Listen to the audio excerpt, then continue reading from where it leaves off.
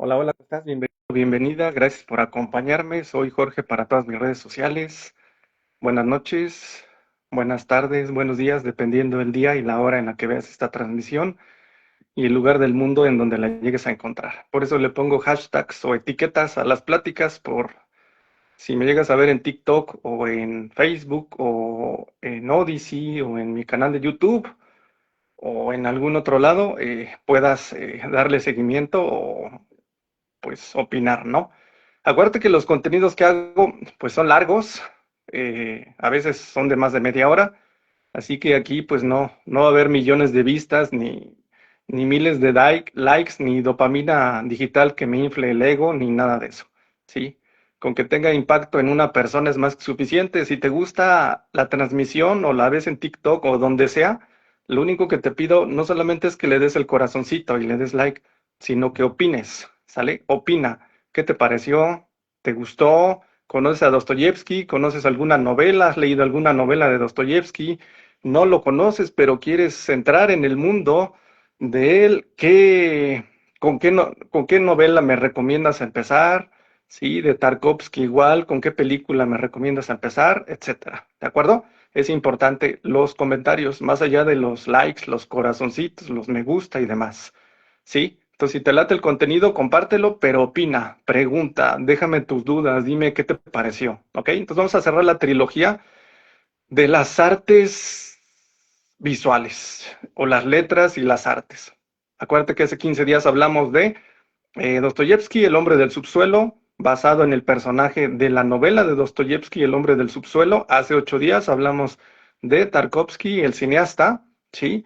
Y hoy vamos a hablar de los dos al mismo tiempo. Al final vamos a hacer un ejercicio muy interesante, entonces, pues vamos a comenzar, ¿ok? Todo lo que tiene que ver con el diálogo entre ambos. Acuérdate que te había dicho en la primera plática que Tarkovsky, el cineasta ruso, quiso hacer una película de una de las novelas de Dostoyevsky que se llama El idiota, ¿sí? La vida ya no le alcanzó, pero al final vamos a hacer una simulación de cómo hubiera sido dos o tres escenas de la película si las hubiera hecho Tarkovsky, ¿de acuerdo? Muy bien, pues vamos a comenzar entonces. Dostoyevsky y Tarkovsky no vivieron en la misma época, son dos almas que se buscaron sin saberlo, ¿ok? Hace semanas cuando empecé a preparar esta trilogía, sabía que tenía que terminar aquí, no con una biografía más, ni con un análisis académico, porque yo no soy experto ni en cine ni en literatura, ¿ok? Porque Dostoyevsky y Tarkovsky no solo son dos genios rusos, son dos almas que se buscaron sin saberlo. Dos hombres que sufrieron, que dudaron, que creyeron y que dejaron que en sus obras, un eco que todavía resuena al día de hoy. Hoy cambié de posición desde donde estoy transmitiendo. Aquí atrás hay dos señores. Estos señores que están atrás de mí están pendientes. Estos dos cuadros me los pintó mi papá. Sí, mi papá es pintor y le dije que me hiciera el retrato de estos dos señores. A mi derecha, aquí donde está mi mano, o a tu izquierda, se llama Nisargadatta Maharaj, ¿sí? Y de este lado a mi izquierda o a tu derecha se llama Ramana Maharshi, ¿de acuerdo? Estas dos personas dentro de la Advaita, la no dualidad, hicieron cosas muy interesantes y algún día voy a hablar de ellos, ¿eh? Ellos están pendientes, nada más quería que lo supieras porque están aquí atrás de mí. A veces han salido en algunos de mis videos del año pasado y la gente dice, ¿y esos quiénes son o qué? ¿Son tus abuelitos o qué? No, son dos personajes muy importantes de la filosofía hindú de la Advaita, ¿ok? Muy bien. Entonces, eh, Tarkovsky amaba a Dostoyevsky, ¿sí? Lo llamaba el infinito, ¿sí? Él decía que Dostoyevsky era el infinito. ¿Por qué? Por la complejidad y el nivel psicológico, existencial tan profundo que imprimía en sus personajes de sus novelas, por todo lo que vivió, y ya narré en alguna de las dos pláticas anteriores, lo que vivió, que iba a ser fusilado, que lo mandaron a Siberia, que estuvo en contacto en prisión con personas que eran inocentes y estaban en la cárcel o que vivieron cosas muy tristes. Entonces él como que se conectó con el alma humana a raíz de su historia de vida. ¿Ok? Él quería filmar El Idiota, no pudo, pero sus películas están llenas de él. ¿Sí? Y Dostoyevsky, aunque murió 50 años antes de que Tarkovsky naciera, parece haber escrito eh, eh, sus novelas pensando en que alguien las filmaría con la luz que solo el cine puede dar, ¿ok? Entonces ahí está la conexión, ahí está la conexión. A Tarkovsky, el cineasta, no le alcanzó la vida porque murió muy joven, antes de los 55 años, para hacer la novela El idiota de Dostoyevsky, ¿ok? Entonces hoy voy a juntarlos porque creo que cuando dos almas están destinadas a encontrarse, el tiempo no importa. La muerte no importa y menos la distancia. Entonces vamos a empezar con una imagen que une a los dos, el agua. El agua, yo trabajo con el agua, ¿sí? Para Dostoyevsky el agua era el Volga, el río de su infancia, la inmensidad rusa que nunca dejó de añorar. Para Tarkovsky el agua era la memoria, el tiempo en estado puro, el elemento que conecta a los vivos con los muertos. Y yo que trabajo con constelaciones en agua o fluviales, que veo en el agua la memoria de los ancestros de mis clientes, no puedo evitar pensar que algo de ellos sigue fluyendo, que sus almas, como dos ríos que nacen en la misma cordillera, terminan encontrándose en el mismo mar. Como todos, yo creo, ¿sí? Todos estamos en ese río, o en ese mar, o en ese océano, ¿no? Y en ese mar y en ese océano están, pues, las memorias de la humanidad, de nuestros ancestros, de nuestro árbol genealógico, de los que han vivido y de los que están ahorita vivos en este presente, ¿ok? Entonces hoy vamos a ver cómo se encuentran. El primer diálogo entre estos dos gigantes, uno de la literatura y el otro del cine, es el tiempo. Dostoyevsky escribía novelas donde todo sucede en un poco tiempo. Crimen y Castigo, una de sus novelas más famosas, transcurre en unos días. Memorias del subsuelo, de la que hablé un poquito en la charla de hace 15 días, que es la confesión de un hombre, es la confesión de un hombre en una noche. La famosa novela de Dostoyevsky, Los hermanos Karamazov, abarca semanas, pero la tensión es tan intensa que parece que el tiempo se hubiera detenido. Sus personajes viven en una eternidad comprimida. Un día en la vida de Raskolnikov, que es el personaje principal de la novela de Dostoyevsky, Crimen y Castigo, es más largo que años de otras personas, porque Dostoyevsky sabía que el alma no se mide en horas, se mide en intensidad. Él mismo vivió esa compresión del tiempo. En 1849 lo llevaron al patíbulo, le leyeron la sentencia de muerte, esperó y en el último segundo le conmutaron la pena por trabajos forzados en Siberia. Esos segundos, esos minutos fueron para él una eternidad. Y desde entonces cada momento de su vida tuvo el peso de lo que pudo haber sido el último. ¿Ok? Ahí está la razón por la que le daba tanta importancia al tiempo. Fíjense cómo su historia de vida se refleja en sus novelas. ¿Sí? No eran historias de años, eran historias que ocurrían en pocos días, semanas, meses. ¿Sí? En cambio, Tarkovsky, el tiempo lo expandía. ¿Sí? Él hacía lo contrario, sus planos duraban minutos, sus personajes caminaban, esperaban, miraban, nada pasaba y sin embargo todo pasaba. Él decía que el cine no es arte de acción, sino de contemplación, que el tiempo debe respirar, que la cámara no debe cortar cuando algo sucede interesante, sino cuando el espectador ha tenido tiempo de sentir. Sus planos secuencias son largos porque nos obligan a dejar de buscar la siguiente imagen. Y cuando nos quedamos, el tiempo deja de ser un reloj y se convierte en un espacio.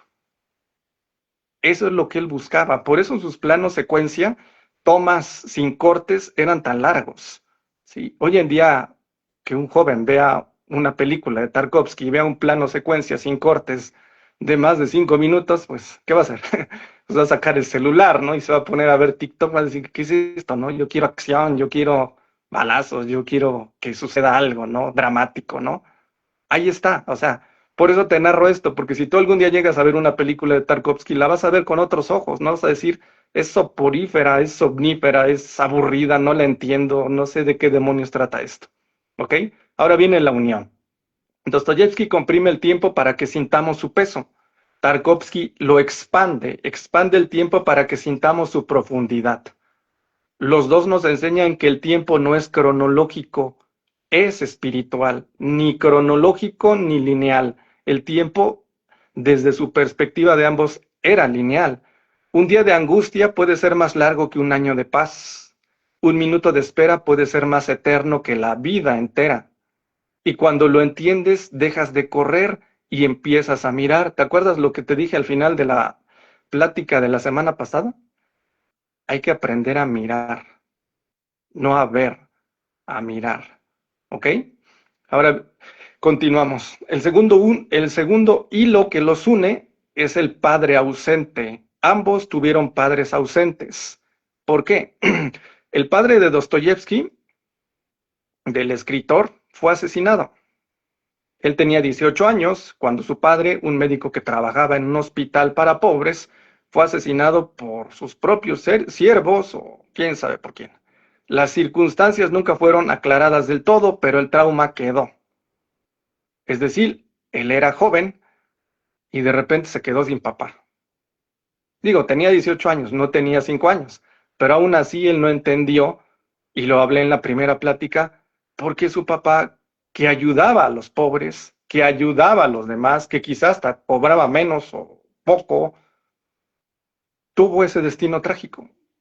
No entendía por qué personas que hacían el bien y que eran buenas, como la figura parental que era su padre, de repente la vida había cometido una injusticia. Y esas injusticias se ven muy claritas en sus personajes, personajes atormentados, ¿no? Que no entienden por qué la vida les pone la bota en el cuello y no los deja ni moverse. Fíjense cómo esas vivencias se transmiten en sus personajes, sobre todo en Raskolnikov, de Crimen y Castigo, de la novela. ¿Ok? Ese asesinato lo marcó para siempre. En sus novelas, los padres son figuras ausentes en sus personajes, monstruosas o muertas. El parricidio en los hermanos Karamazov no solo es una trama, es una herida que nunca cerró. Y sin embargo, él logró transformar esa herida en arte. No idealizó al padre, lo miró con todos sus defectos y desde esa mirada pudo perdonar, por así decir. ¿Ok? Entonces, ni él ni Tarkovsky se quedaron con esa idea de eh, no tuve papá, mi papá murió antes o lo que fuera. No, utilizaron ese vacío o ese dolor para crear, para hacer arte. O sea, fíjense nada más el grado de conciencia hasta el que llegaron estos dos personajes. La mayoría nos quedamos en, si no tomamos terapia, en odio la vida, odio, en el caso de una mujer, odio a los hombres porque no conocí a mi papá, o todos los hombres son malos, o te quedas con una idea, pues, que no es, no tanto la correcta, sino se desvirtúa, ¿ok? De Tarkovsky, como lo había dicho, tenía 5 años cuando su padre, el poeta Arsieni Tarkovsky, pues abandonó a su familia, o sea, no se entendió con su mamá de él y se dejaron. Sí, hubo una separación, nunca volvió a vivir con ellos. ¿Qué pasa cuando tienes 5 años y tus padres se divorcian? Pues es una herida muy profunda, ¿no? Incluso hasta crees que tú tienes la culpa de que se hayan separado. Imagínense cómo puede procesar el cerebrito de un niño de 5 años que apenas está desarrollando su conciencia un divorcio. Eso fue lo que vivió Tarkovsky. Tarkovsky es el cineasta, Dostoyevsky es el escritor, ¿sale? Para que no nos hagamos bolas.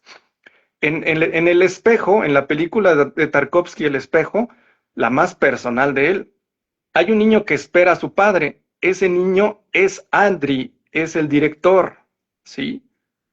Esa espera es la suya. El padre poeta, el padre ausente, el padre que le heredó el amor por las palabras, pero no por la presencia. Pero fíjense nada más cómo él transformó ese dolor y ese vacío en arte. Pero también hay algo más. En El espejo, los poemas que recita la voz en off son de su papá. Sí, hay unos poemas que son recitados en una parte de la película y son de su padre. O sea, fíjense cómo él, a través de su arte visual, que eran las películas, se reencontró y se reconcilió con su papá. ¿Ok? Muy bien. El padre ausente está presente a través de esos versos. Él le hace un homenaje y él lo mantiene vivo, por así decir, en su película. ¿Ok? Tarkovsky no pudo tener a su padre de carne y hueso, pero lo tuvo en espíritu y lo dejó inmortalizado en esa película en específico, en El espejo. ¿Ok? Seguimos avanzando. Ambos cargaron con la herida del padre o la herida parental, ambos la transformaron en arte. Hay personas que la herida parental la transforman en dolor o la transforman en un vicio o en una adicción a la que se tiran el resto de su vida. ¿Ok? Ambos nos enseñaron que el padre que falta no es un vacío, es un espacio que puede llenarse con creación. Dostoyevsky escribió sobre parricidio, pero también sobre el perdón. Tarkovsky filmó la ausencia, pero también la presencia espiritual. Y nosotros, que también cargamos con nuestras heridas parentales, porque todos los humanos tenemos heridas parentales, de papá y de mamá, el solo hecho de nacer ya es una herida de abandono, ¿sí? En los primeros años de vida desarrollamos el movimiento amoroso interrumpido a papá o a mamá, que es más común en mamá, pero puede ser también en los dos casos, y que todo ser humano debería de sanar, que la mayoría ni enterado está. Imagínense, ¿ok? Entonces todos cargamos con todas esas heridas. No se trata de llenar el vacío, se trata de crear desde él, ¿sí? El tercer hilo que los une es el exilio, ¿sí? Dostoyevsky y el exilio interior. Él pasó 4 años en una prisión siberiana. No era no era un exilio voluntario, era un castigo. Lo iban a, lo iban a fusilar literalmente a Dostoyevsky, al escritor, ¿sí? Pero ese exilio, lejos de, pues, que se suicidara en Siberia, lo transformó. Ahí viene otra herida, una es la del padre y la otra estando a punto de morir en Siberia, haciendo trabajos forzados, ¿ok? Esa herida, ese exilio lo transformó, ¿sí? En Siberia conoció a criminales, a los marginados, a los que la sociedad había desechado y descubrió que allí en el fondo del abismo, porque él estuvo en el fondo del abismo, por eso sus personajes están en el fondo del abismo, porque él vivió el abismo. ¿Cómo ibas a narrar de una forma tan profunda tus personajes si tú no lo viviste? Tienes que vivir algo para que tú se lo puedas manifestar a las personas. Y las personas que han pasado por eso sientan identificación y hasta empatía. Entonces, toda esa sociedad desechada que él conoció, ahí descubrió que en el fondo del abismo había más humanidad que en los salones de San Petersburgo. Salió de Siberia con una certeza: el alma humana no se redime con ideas, se redime con sufrimiento, compartido. Y esa certeza la volcó en sus novelas. ¿Ok? Tarkovsky abandonó la Unión Soviética en 1983, no volvió. ¿Por qué se fue? Porque la Unión Soviética y el socialismo de la Unión Soviética tuvo muchas cosas buenas, ¿sí? Ahí está el Sputnik, ahí está el primer hombre que estuvo en el espacio, Gagarin, la primera mujer que estuvo en el espacio, ahí está la tecnología, ahí están los derechos, hay muchas cosas buenas, ¿sí? Pero una de las cosas que se le puede criticar al aparato burocrático socialista de la Unión Soviética entre los 40s y los 80s era precisamente su forma miope de ver el arte. Y para este aparato burocrático, socialista, autoritario, soviético, en el que él vivió, su arte era incomprendido, el de Tarkovsky, ¿sí? Era incomprendido. Ellos querían que el arte fuera una forma de propaganda. Ellos no querían que los directores de cine hicieran películas locochonas, espirituales, místicas, o con la filosofía de vida de Tarkovsky. ¿Y qué creen? Todas sus películas sufrieron cortes, le quitaron cosas que al régimen, no al régimen, al aparato burocrático no les gustaba, donde gente ignorante que no sabía de cine y que ni siquiera entendía las escenas, los planos, decían, esto va, esto no va, quítale esto, y al último le quitaban 10, 15, 20, hasta media hora de minutos a sus películas. Todas las películas de Tarkovsky sufrieron censura, todas. Esa fue una de las razones por las que él tuvo que irse de su país con todo el dolor de su corazón. Entonces, lo tengo que decir con todas sus letras, una de las grandes cagadas, ¿sí?, del aparato burocrático soviético fue precisamente el que no dejaran que Tarkovsky expresara su arte como fue, ¿sí? Me puse a investigar y prácticamente todas sus películas sufrieron censura y corte, todas. Hoy en día hay muchas películas que se hicieron, por ejemplo la de Ridley Scott, de Blade Runner, pues después sacó una versión del director porque el material lo guardaron, ¿sí? Su material de él no fue guardado, el que se censuró, todo fue quemado, todo fue desechado. Imagínense la ignorancia, miopía y no sé qué otras cosas, no quiero decir groserías, de la gente que en ese entonces le tocó revisar, ¿sí?, el contenido del cineasta Andrei Tarkovsky, ¿sí? Por eso se fue, por eso abandonó la Unión Soviética en 1983.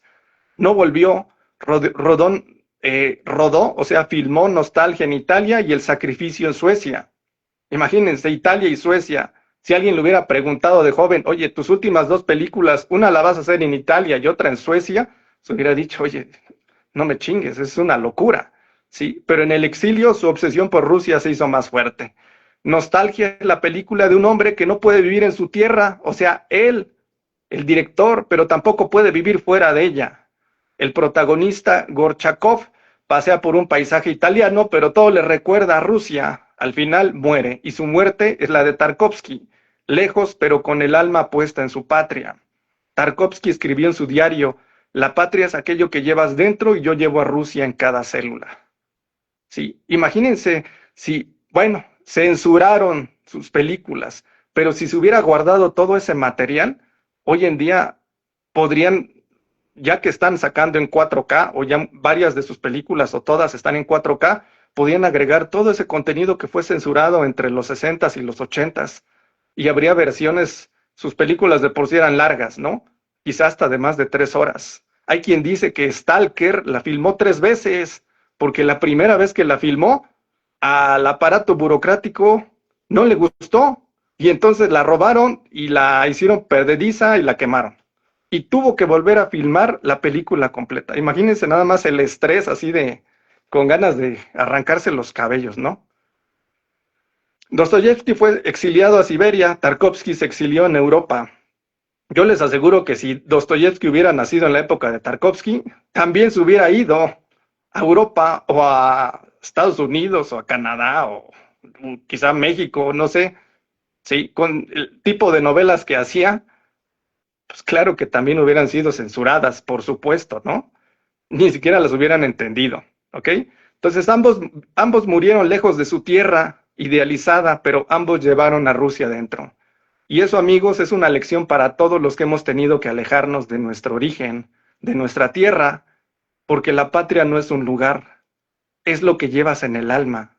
Y cuando lo llevas dentro, nunca te exilias del todo de ese lugar, porque no te lo pueden arrancar, ¿sí? Lo llevas en tu ser, ¿sí? Seguimos. Ahora miremos esta conexión con los ojos del tarot, ¿sí? Pasamos a la parte arquetípica, porque Dostoyevsky y Tarkovsky no son solo dos artistas, son dos arcanos que se buscan, se reconocen y se complementan. Empezamos con el primer arcano, el loco. El loquito siempre sale. El loco, ¿sí? En El hombre del subsuelo, la novela de Dostoyevsky, ¿sí? El hombre del subsuelo, el personaje no puede dar el paso. El personaje de Stalker, de la película de Tarkovsky, que guía a otros, pero que no entra en la zona, ¿sí? El que camina al borde del abismo, el que ve lo que nosotros no, el que ve lo que otros no ven, ¿sí? Ese es el loco. Sí, ahí está, el arcano presente en El hombre del subsuelo y en la película Stalker. El ermitaño, que es el arcano 9, el que vive encerrado, iluminado por su propio laberinto, el artista que se retira para filmar la verdad. ¿Quién hacía eso? Tarkovsky. La soledad fecunda, la luz que solo se enciende en la oscuridad. Los personajes de Dostoyevsky también eran ermitaños, como por ejemplo el príncipe Mishkin, el hombre del subsuelo, ¿sí? La rueda de la fortuna, arcano 10, el destino que gira, las coincidencias que no son casuales. La profecía de Pasternak, 7 películas, lo que está escrito, lo que debemos aceptar, ¿sí? El colgado, arcano número 12, vendría siendo Raskolnikov, ¿sí? En Siberia, el personaje principal de Crimen y Castigo, suspendido entre la culpa y la redención por lo que hizo. En la película de Tarkovsky, Andriy Rublev, que calla y espera, ¿sí? La espera, el sacrificio, el tiempo que se detiene. El arcano número 13, que es el arcano sin nombre o la muerte, es la transformación a través del crimen y castigo de Raskolnikov en la película, en la novela, el fuego que purifica, la casa que arde, morir para renacer, perder para encontrar. El diablo, arcano 15, las cadenas que nosotros mismos nos ponemos, la tecnología que esclaviza, pero también la que libera, la tentación de quedarnos, el llamado a soltarnos, ¿sí? Pues digamos que ellos tenían estas cadenas, por eso se exiliaron fuera de su país. El juicio arcano 20, ¿sí? Lisa llamando al hombre del subsuelo en la novela, la voz de Pasternak en la sesión espiritista a la que fue Tarkovsky de joven, que le dijo que solamente iba a hacer 7 novelas, 7 películas, ¿sí? El llamado, el momento del despertar, y el mundo, arcano 21, la completitud que Dostoyevsky alcanzó al final de su vida, la palma de oro que Tarkovsky recibió en su lecho de muerte, la obra terminada, el ciclo cerrado, el artista que descansa, ¿sí? Dostoyevsky descendió al subsuelo, quizá antes de ir a hacer trabajos forzados a Siberia, porque iba a ser fusilado. Tarkovsky ascendió al tiempo, pero los dos llegaron al mismo lugar, al alma humana, y por eso cuando los lees o los ves, sientes que te están hablando a ti, como aquella frase de Dostoyevsky que escribió y que podría ser el lema de esta trilogía. Y de hecho esa fue la razón por la que acabé haciendo esta trilogía, cuando solamente iba a ser una plática, ¿sí? Quiero hablar de todo con al menos una persona como hablo conmigo mismo, ¿sí? Tarkovsky también quería eso, por eso filmaba como filmaba. ¿Ustedes creen que el aparato burocrático iba a entender eso? ¿Iba a entender esa frase, que era como el mantra de Tarkovsky? Para que en la oscuridad de la sala sintieras que él te estaba hablando solo a ti, que no había nadie más en las butacas, que eras nada más tú y él, ¿sí? Y la película te la hizo especialmente para ti.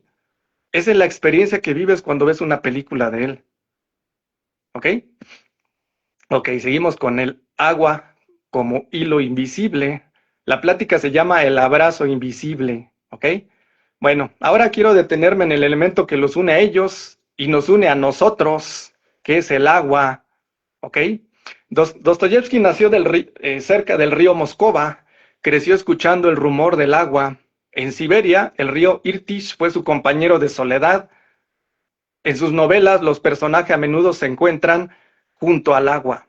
Raskolnikov, de Crimen y Castigo, camina hacia las orillas del Neva. El hombre del subsuelo se humilla ante Lisa mientras afuera llueve. Tarkovsky filmó el agua como nadie. En su película Solaris, la lluvia cae sobre el protagonista mientras recuerda a su madre. En Stalker, los charcos reflejan el cielo. En el espejo, la leche se derrama sobre la mesa y se convierte en un lago en miniatura, ya lo había mencionado. Hace 8 días, en Nostalgia, la piscina vacía espera la vela. Para ambos, el agua era memoria, el tiempo que fluye, lo que no se detiene, lo que vuelve. Para nosotros el agua es muy importante, sí. No podemos vivir sin agua, el planeta necesita agua, el planeta es más de 70% agua. Para que haya vida en algún rincón del universo debe de haber agua, el elemento agua, y nosotros, dentro del útero de mamá, mientras crecimos, estábamos inmersos en un líquido que se llama líquido amniótico. Pues ese es agua. Ahí está la conexión, ¿sí? Yo trabajo con el agua, imagínense, ¿sí? Yo soy signo de agua, ¿ok? Para ambos el agua era memoria, el tiempo que fluye, lo que no se detiene, lo que vuelve. Y yo que trabajo con agua, que acompaño a las personas a mirar sus heridas, sus orígenes, sus ancestros, no puedo evitar pensar que el agua que filmó Tarkovsky y el agua que escribió Dostoyevsky es la misma que corre por mis venas, por las tuyas que estás escuchando esto y por las de toda la humanidad, de los que ya no están, de los que estamos y de los que vienen, la misma que nos conecta con todos ellos, la misma que nos recuerda que no estamos solos. Cuando Tarkovsky filmaba el agua, estaba filmando el tiempo. Cuando Dostoyevsky escribía sobre el agua, estaba escribiendo la memoria. Y cuando nosotros nos sentamos a mirar, a leer, a escuchar, o sea, a mirar una película de él, a leer una novela de Dostoyevsky, estamos haciendo lo mismo. Estamos dejando que el agua nos lleve hacia lo profundo. ¿Sí? ¿Qué tal? ¿Cómo vamos? ¿Bien? Vamos a hacer un ejercicio sistémico interesante y después vamos a hacer algo que se me ocurrió de cómo hubiera sido la película que no pudo hacer Tarkovsky de la novela de Dostoyevsky, El idiota, para el final. Vamos al ejercicio. Vamos a hacer un ejercicio final, ¿sí? Un ejercicio que integra el subsuelo de Dostoyevsky y el tiempo de Tarkovsky.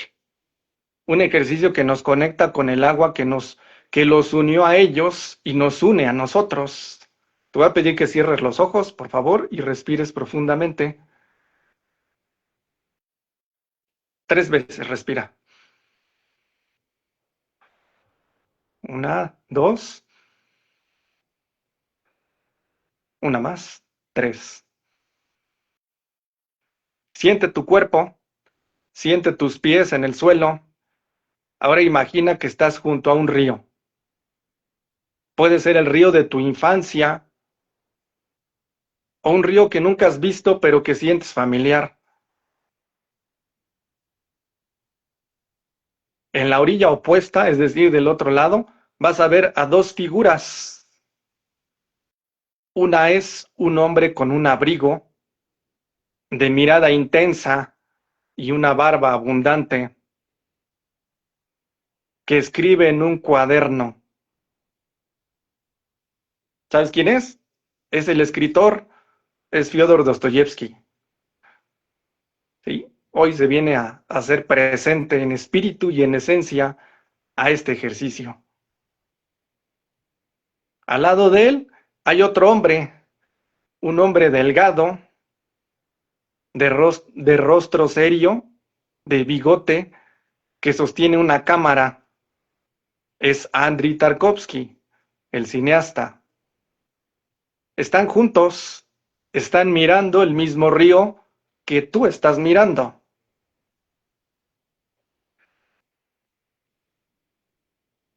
Te están viendo y tú los estás viendo. Y mientras los miras, sientes que ellos también están mirando algo más, algo detrás de ti, algo que te atraviesa. Ahora, sin moverte, vas a girar la cabeza detrás de ti. En la misma orilla donde estás, vas a ver a tus ancestros, a tus padres, a tus tíos y tías, a tus abuelitos, a tus tíos abuelos, a tus bisabuelos, a los que no conociste, a los que te dieron la vida, a los que te cuidaron, a las personas significativas, aunque no fueran familiares tuyos directos. Están ahí en silencio, mirando el mismo río detrás de ti. El río corre y en el agua ves imágenes, ves fragmentos de tu vida como si fuera una película. Ves momentos de dolor, momentos de alegría, personas que se fueron, que ya no estás, que sigues añorando su presencia, que te hubiera gustado despedirte de ellas o de ellos, que ya no pudiste volver a ver. Y también personas que aún están. No te aferres a las imágenes, solamente déjalas pasar, solamente míralas pasar. Así como Tarkovsky miraba y filmaba el agua, así como Dostoyevsky miraba el Volga, Ahora, desde la orilla opuesta, Dostoyevsky, el escritor, va a levantar la mano y te va a decir algo, no con palabras, con una certeza. Y él te va a decir, el sufrimiento no es inútil, es el camino. No intentes entenderlo todo. Ama la vida más que su sentido. Respira profundamente. ¿Cómo se sintió escuchar esas palabras del escritor inmortal? Tarkovsky asiente y con su mano señala el río y te va a decir lo siguiente. El tiempo no es un enemigo, el tiempo te sostiene. El agua no fluye, no pregunta a dónde va, solo confía en que llegará al mar. Así eres tú ahora. Confía. Respira profundamente. ¿Cómo se sintió escuchar esas palabras de Tarkovsky? Tú estás entre ellos, entre los que vinieron antes y los que miran desde la otra orilla, entre el sufrimiento que transforma y el tiempo que sostiene, entre el subsuelo y la eternidad. Ahora lentamente despídete. Agradece a Dostoyevsky por descender al subsuelo. Agradece a Tarkovsky por enseñarte a mirar. Agradece a tus ancestros por estar ahí en silencio, sosteniéndote. Da la media vuelta y diles, gracias a ustedes estoy aquí. Gracias a ustedes estoy aquí. Respira profundamente.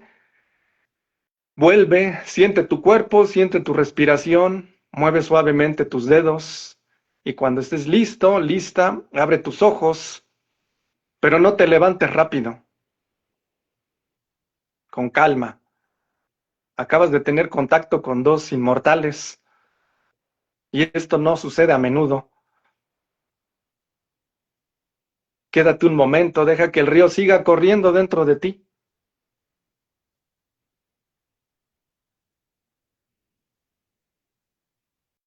¿Sí? Cuando estés listo puedes abrir los ojos. Muy bien. Hace unos días, mientras preparaba esta charla, me encontré una frase de Tarkovsky que me dejó helado y decía, el artista siempre sirve, su única libertad es decidir a quién sirve. Yo elijo servir a lo que es eterno. Dostoyevsky también eligió servir a lo eterno. Por eso sus novelas no envejecen. Por eso sus preguntas siguen siendo las nuestras. Y nosotros que no somos genios ni artistas inmortales, también podemos elegir descender al subsuelo, es decir, tener contacto con tus demonios internos para conocerte y reconocerte. Podemos elegir expandir el tiempo para mirar lo que importa. Podemos elegir el agua que nos une, no la que nos separa. Porque al final, como decía Dostoyevsky, lo único que queremos es hablar con al menos una persona como hablamos con nosotros mismos. Y Tarkovsky, con sus planos secuencia, con su agua, con su tiempo expandido, nos mostró que esa persona puede ser cualquiera que esté dispuesta a mirar. Ellos cumplieron su ciclo. 7 novelas inmortales, bueno, fueron más de 7, 7 películas eternas. Ahora descansan. Lo que les tocaba hacer en esa encarnación, lo hicieron y dejaron un legado que, en el caso de Tarkovsky, 30, 40, 50 años después, sigue más vivo que nunca, aún y con toda la censura y todo lo que vivió en su vida. Y Dostoyevsky, 150, 180 años después, sigue más vigente que nunca. ¿Sí? Y mientras haya alguien que lea Memorias del Subsuelo o que vea Stalker, ellos seguirán hablando como hablaban con ellos mismos, como hablan con nosotros Por eso generé el compromiso de hablar de todas las películas de Tarkovsky, porque el mundo debe de conocer a este genio del séptimo arte del cine y de todas las novelas de Dostoyevsky, que son más de 20, si no me equivoco, ¿sí? Para que también lo conozcan, ¿sí? Aprovechando ahorita que ya cualquier cosa se vuelve viral, pues que haya un joven que le den ganas de leer a Dostoyevsky porque vio una de mis pláticas y le llamó la atención, o ver alguna de las películas de Tarkovsky porque se le hizo interesante algo que escuchó, ¿sí? Gracias, Fyodor, gracias, Andri, gracias por visitar este planeta y dejarnos su arte. Gracias por el agua, gracias por el tiempo y gracias por la verdad, ¿sí? Por la verdad. Bueno, terminamos, ¿sí? Ya para cerrar, acuérdense que Tarkovsky solamente pudo hacer 7 películas, las 2 últimas las hizo fuera de su país, por censura y otras cosas. Pero una de las películas que siempre quiso hacer, porque admiraba a Dostoyevsky, era la novela de El Idiota, ¿sí? Así se llama, El Idiota, ¿ok? Hay 4 escenas de la novela que vamos a hacer de cuenta que Tarkovsky estaba vivo o está vivo y que pudo haber filmado de algunos pasajes de la novela de Dostoyevsky. Sí, de hecho aquí lo tengo anotado, ¿sí? Porque esto no me lo puedo aprender de memoria. Y dice así, el primer plano secuencia duraría como unos 5 minutos. Es la llegada del príncipe Mishkin, que es uno de los personajes principales de la novela El Idiota, a la fiesta de los Yepanchin de una familia aristocrática que se narra dentro de la novela, ¿sí? Más o menos sería así. La toma sigue a Mishkin, el personaje principal, desde la entrada, mientras la gente murmura cuando lo ve. No hay cortes. El príncipe camina con esa torpeza suya, pero la cámara no juzga, solo acompaña. Al fondo, un espejo roto refleja fragmentos de los invitados. Mishkin se detiene ante Aklaya, ¿sí? Que es la chica que dice esta frase de quiero hablar conmigo mismo de lo que tengo en mi cabeza, ¿sí? Durante 40 segundos, un minuto más o menos así, se detiene ante ella, no hablan, solamente se están mirando. El tiempo se espesa, el ruido de la fiesta se vuelve un oleaje. Más o menos así sería la escena. Que hay un espejo donde se reflejan los demás, el ser juzgado por los demás y el encuentro con Aklaya, entre Mishkin y Aklaya, pero no es un encuentro así de llegas y hola y te saludo, es un encuentro visual o es un encuentro espiritual, más o menos así se me ocurre que sería la escena. El segundo plano secuencia, la lectura de la carta de Nastasia, otro personaje, Filipovna en la terraza. Aquí sería más o menos un plano fijo, ¿ok? Ligeramente picado, o sea, estático, sobre una mesa de madera mojada por la lluvia reciente. Mishkin lee en voz baja la carta de Nastasia. La cámara no se mueve en la escena, pero el agua que resbala por la madera comienza a formar pequeños remolinos. O sea, son pasajes de la novela, pero que desde la visión de Tarkovsky le hubiera dado un grado místico o espiritual, ¿sí? Los fragmentos del espejo donde se reflejan todos y juzgan a Mishkin, eso sería muy de Tarkovsky. Esta parte del agua que se resbala y forma pequeños remolinos sería muy de Tarkovsky porque era un elemento que utilizaba mucho en sus películas, ¿sí? Poco a poco el rostro de Nastasia se refleja en el charco. Espejismo, recuerdo, no lo sabemos. Mishkin levanta la vista y la cámara sube lentamente hasta ver el cielo gris. Un trueno, se escucha, silencio y se oye el llanto de un niño a lo lejos. Así más o menos sería esa escena, ¿ok? Y la tercera, la confesión de Aklaya en el jardín, donde proviene la frase de donde se me ocurrió hacer primero una plática y que acabaron siendo 3, ¿ok? Es un plano de lado, ¿sí?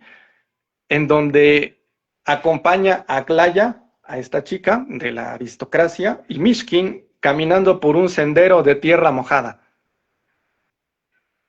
De repente encuentran un banco y ella se detiene.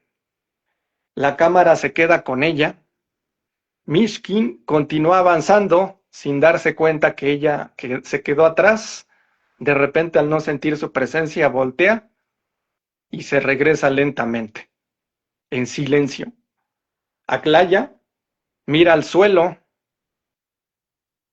luego mira al cielo, del suelo, de la tierra al cielo, de lo terrenal, del subsuelo, a lo divino, a lo místico, ¿sí? A lo angelical, como quieras llamarle, ¿sí? Luego mira a Mishkin, 3 planos, ¿no? Abajo, arriba y en la tierra o en el presente cuando mira a Mishkin, ¿sí? Con la voz cortada le dice a Mishkin, Aglaya, porque esta frase de Dostoyevsky lo dice una mujer. Fíjense nada más el grado de empoderamiento que le daba a sus personajes femeninos Dostoyevsky, ¿ok? Esto proviene de la novela El idiota. Y ahí exclama Aglaya, quiero hablar con alguien de todo lo que tengo en mi cabeza.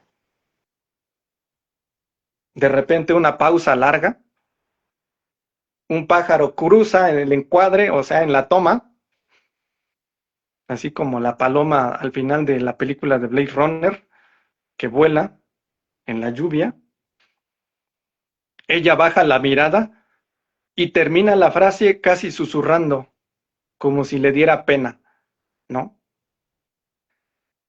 Al principio dijo, quiero hablar con alguien de todo lo que tengo en mi cabeza, para terminar casi en voz baja y susurrando, como lo hago conmigo misma, ¿sí? La cámara hace un lento zoom, revelando un charco de agua turbia a sus pies. En el reflejo del charco se ven dos nubes moviéndose, ¿sí? Entonces es del plano terrenal al plano del subsuelo, en los charcos, y de los charcos al plano divino, que es el cielo. Más o menos yo me imagino que así lo haría Tarkovsky. O sea, esto es lo que él, desde mi cabecita y desde mi entender, pudo haber hecho en esa película. En esa, si él hubiera, si en la vida le hubiera alcanzado a hacer esa película o esa novela, ¿ok? O convertir esa novela en una película, pues. Entonces ve las nubes moviéndose en el charco de agua turbia, ¿sí? Mishkin no responde, Mishkin acaba de escucharla y no responde, solamente asiente. Se escucha el sonido del viento mientras a lo lejos se oye el ruido de un tren. ¿Por qué Mishkin no le dice sí o no? Porque a veces no necesitamos que los demás validen nuestros dichos, solamente que nos escuchen, ¿sí? Y ahí está. Con esta toma terminamos lo que hubiera sido de esa novela hecha película. ¿Vale? Gracias a ustedes por acompañarme en esta trilogía, por descender al subsuelo, por flotar en el tiempo, por dejarse atravesar por el río que nos une. Nos vemos en la próxima, ahora sí dentro de 15 días, porque ya hicimos 3 pláticas seguidas. Nos vemos en 15 días, descansamos un poquito y para descansar un poquito de los temas, regresamos a algún tema de constelaciones o mirada sistémica, ¿de acuerdo? Gracias por su tiempo y su atención. Opina, comparte, dale like. Déjame tus comentarios, ¿te gustó, no te gustó? ¿Quieres leer alguna de las novelas, alguna de las películas? ¿Qué recomendación quieres que humildemente te dé? Con mucho gusto. Namaste.